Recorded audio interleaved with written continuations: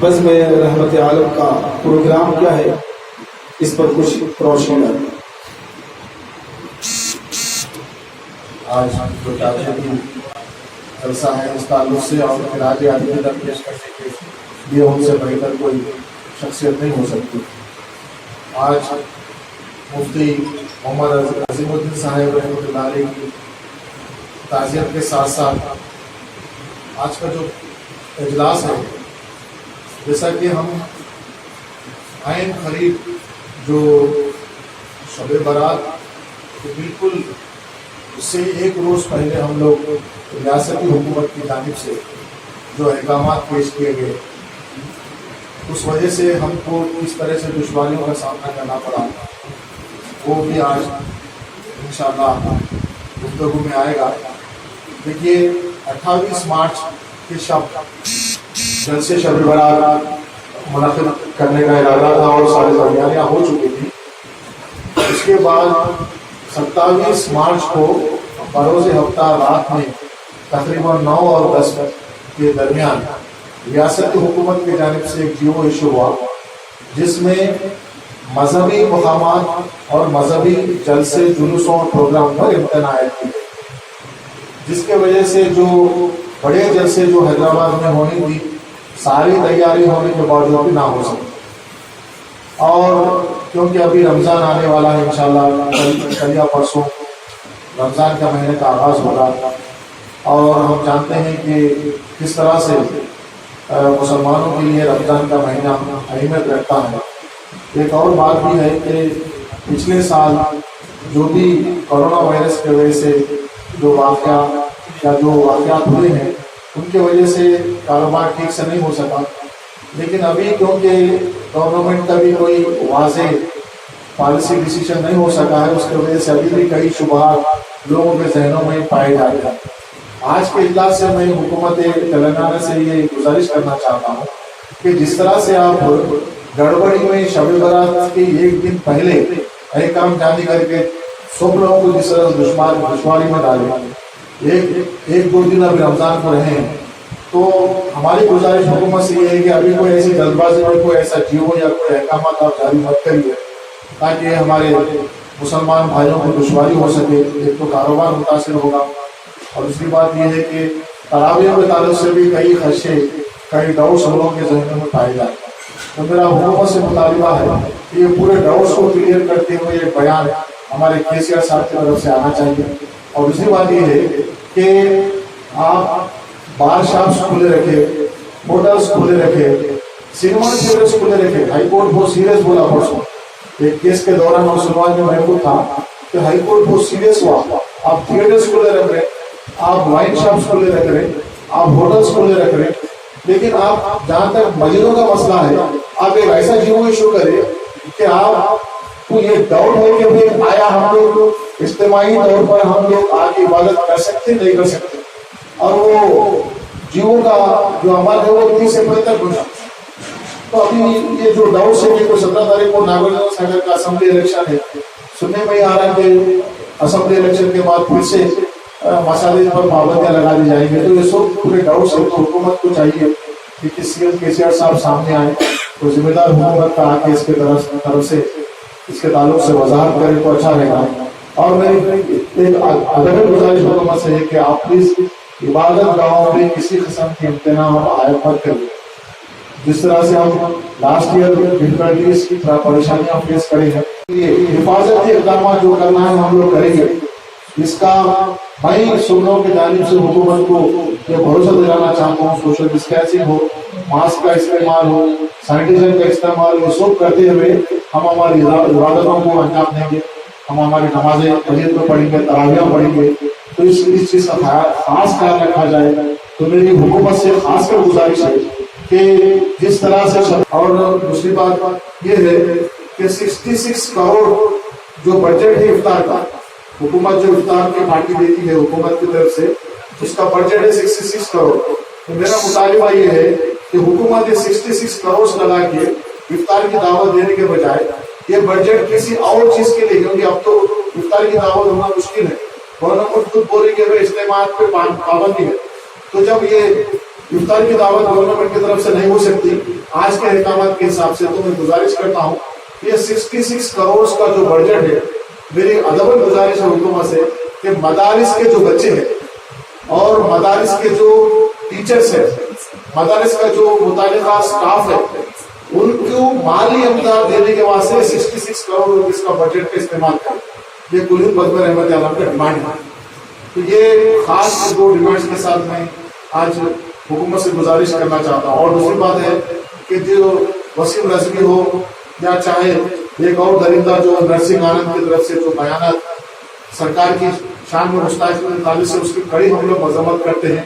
ہمارے علماء کرام مفتیان یہاں پہ اس اجلاس میں ہے، وہ لوگ اس کے بارے میں زیادہ طور پہ انشاءاللہ روشنی ڈالیں گے.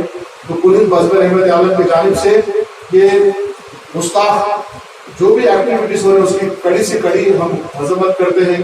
اور ہم گزارش کرتے ہیں کہ رمضان میں آپ مسلمانوں کو بغیر کوئی پابندی کے کاروبار کرنے اور عبادت کرنے کا موقع ہم کو دیں.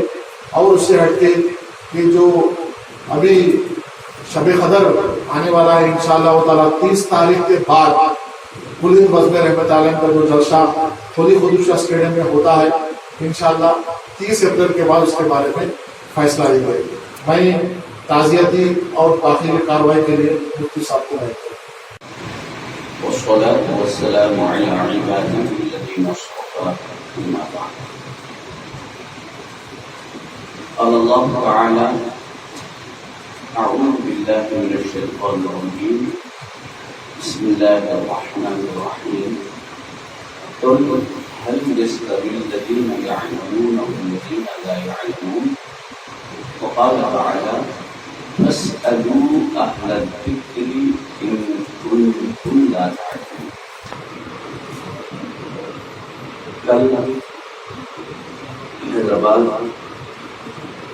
میں ایک عظیم سانحہ پیش آیا. ویسے یہ قرب قیامت کا زمانہ ہے اور احادیث مبارکہ میں قیامت کی علامتوں میں سے ایک علامت کی بتائی گئی کہ علم اٹھا لیا جائے گا، قرآن اٹھا لیا جائے گا. اس کے تفسیر میں، اس کی توضیح میں، تشریح میں بہت سے باتیں بتائی گئی. قدیم زمانے میں اس زمانے کے اعتبار سے حدیث کو سمجھایا گیا، لیکن موجودہ ترقی یافتہ زمانے میں ہم دیکھ رہے ہیں کہ علم اٹھا لیا جانے کا مطلب کیا ہے. الحمد لله وكفى الصلاة والسلام على رسوله سيدنا المصطفى وعلى آله التقى وأصحابه النقى. أما بعد فأعوذ بالله من الشيطان الرجيم. بسم الله الرحمن الرحيم. ألا تقاتلون قوما نكثوا أيمانهم وهموا بإخراج الرسول وهم بدأوكم أول مرة. معزز و مکرم حاضرین گرامی و ناظرین کرام، کل ہند بزم رحمت عالم کمیٹی کے اس اجلاس میں ہم جمع ہیں، جس کی صدارت اس کے صدر علی جناب مجیب ایڈوکیٹ صاحب فرما رہے ہیں اور اس کی سرپرستی حضرت مولانا محمد عبدالغفور صاحب رحمت آبادی مدد اللہ العالی فرما رہے ہیں. جس پر گفتگو کے لیے مجھے کہا گیا ہے، ایک تو یہ ہے کہ کلام مزید کی بے حرمتی جو کی گئی ہے، آیات کو کم کرنے کے متعلق جو بات عدالت عظمیٰ میں پیش کی گئی ہے ایک شخص کی طرف سے، جس کا میں سمجھتا ہوں کہ اسلام سے تو کوئی رشتہ ہو ہی نہیں سکتا. نام مسلمان رکھ لینے سے کوئی مسلمان نہیں ہو جاتا، حقیقت میں مسلمان ہونا ضروری ہے.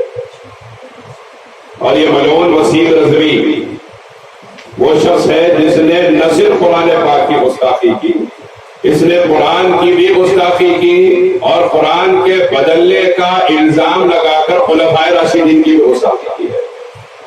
اس کی گستاخی میں دو گستاخیاں شامل ہیں اور یہ سمجھنے کی بات ہے اور ضرورت بھی ہے اس کو سمجھنے کی کہ قرآن پاک کی گستاخی اللہ اس کے رسول کی شان میں گستاخی ہے، کیونکہ قرآن نہیں بدلے گا، یہ اعلان پروردگار عالم کا ہے، اور جب اللہ نے اعلان فرمایا تو اللہ کی بات کی مخالفت کرنا یہ شان الہی میں گستاخی ہے، اور جس نبی نے یہ بات ہم تک پہنچائی کہ قرآن نہیں بدلے گا، اس نبی کی بات کی مخالفت کرنا اس نبی کی بھی شان میں گستاخی ہے۔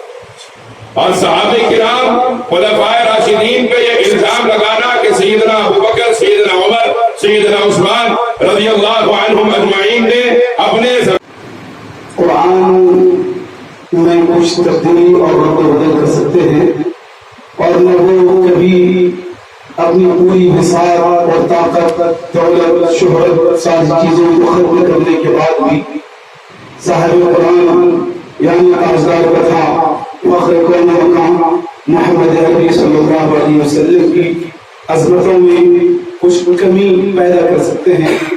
ہندی زبان کو استعمال کیا اور امت مسلمہ نے اور غلامان مصطفیٰ صلی اللہ علیہ وسلم نے ہر طریقے سے ان کا دندان شکن جواب بھی دیا، اور ہر دور میں ایسے مرد مجاہد پیدا ہوتے رہیں گے جو ایسے ملعونوں کا جواب دیتے رہیں گے اور اس کا مقابلہ بھی کرتے رہیں گے، اور یہ قدرت کا فیصلہ ہے کہ جب بھی فرعون پیدا ہوتا ہے تو اس کی توڑ کے لیے اللہ موسیٰ ضرور پیدا فرماتے ہیں، اور ابھی بھی یہی سلسلہ جاری ہے۔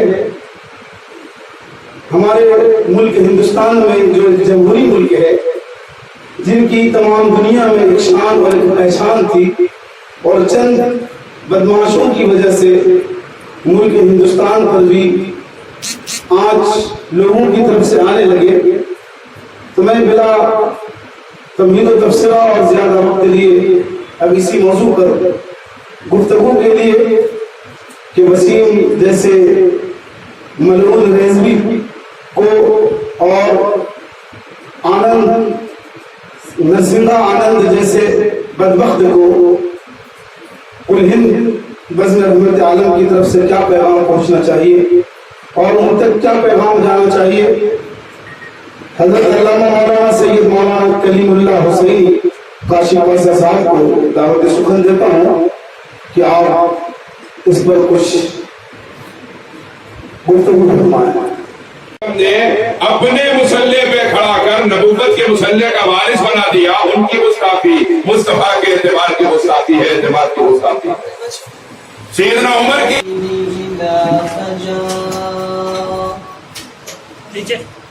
ما ودعك ربك آخرة خير لك من الأولى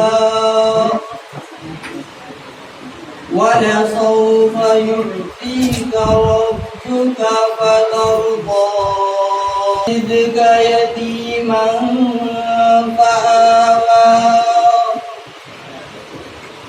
ووجدك ضالا فهدى ووجدك عاقرا وأما السائل فلا تنحر وأما بنعمة ربك فحدث صدق الله العظيم۔ دربار الدربار عقائد الہاں فخر کونوں محمد عربی صلی اللہ علیہ وسلم کی شان مقدسہ میں بلائے عقیدت کی داری میں شکر سيدنا ومولانا محمد اللهم صل على سيدنا ومولانا محمد یا رسول سلام علیکہ، یا حبیب سلام علیکہ، صلوات اللہ علیکہ، یا نبی سلام علیکہ، یا رسول سلام علیکہ، یا حبیب سلام علیکہ، صلوات اللہ علیکہ۔ رحمتوں کی تاج والے، دو جہاں کی راج والے، عرش کی معراج والے، آسیوں کی لاج والے، یا نبی سلام علیکہ، یا رسول بچا لو، ہم گرے ہم کو سنبھالو، نارے دوزخ سے بچا لو، کالی کملی میں چھپا لو، یا نبی سلام علیکہ، یا رسول سلام علیکہ، یا حبیب سلام علیکہ، صلوات اللہ علیکہ۔ آپ کے ہمراہ چلوں میں، کلمہ طیب پڑھوں میں، ساتھ ہی میں یہ پڑھوں میں، یا نبی سلام علیکہ، یا رسول سلام علیکہ۔ مولا علی کا صدقہ دو، حسن و حسین کا صدقہ دو، غوث الورا کا صدقہ دو، خواجہ پیا کا صدقہ دو، کل اولیاء کا غم نہ ہو روزے جزا کا، یا نبی سلام علیکہ، یا حبیب سلام علیکہ، صلوات اللہ علیکہ۔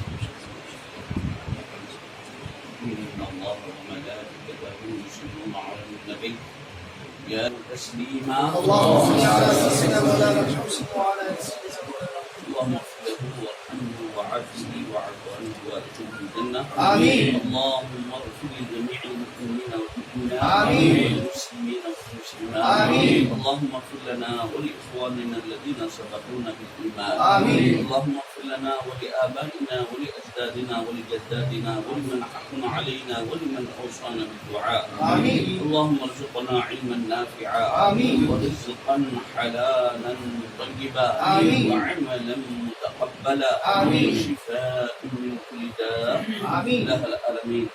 اس بزم نے جو اہتمام کیا ہے اللہ تو اس کو قبول فرما، آمین. اس کو تکمیل فرما۔ آمین. اے اللہ انہوں نے جو آج یہاں سے حکومت کو جو آگاہ کیا ہے یا جو درخواستیں کی ہیں، اے اللہ اس کو قبولیت عطا فرما۔ آمین. الہ العالمین جس پریشانی سے، جس بیماری سے، جس مصیبت سے مسلمان یا عالم اسلام اور ساری دنیا کے انسان گزر رہے ہیں، اللہ اس کا خاتمہ فرما۔ آمین. اے اللہ اس بیماری کو جلد سے جلد دنیا سے ختم فرما۔ آمین. اے اللہ آنے والے مختلف وائرسوں سے ہم سب کو محفوظ فرما۔ آمین. الہ العالمین ہمارے ایمان کی حفاظت فرما۔ آمین. اے اللہ ہم سب کو اسلام کی زندگی اور ایمان کی موت نصیب آمین. فرما۔ بوقت اخیر زبان پر کلمہ جاری فرما۔ آمین. صلی اللہ تعالی وسلم علی خیر خلقہ وعلی آلہ واصحابہ اجمعین، الحمد للہ رب العالمین۔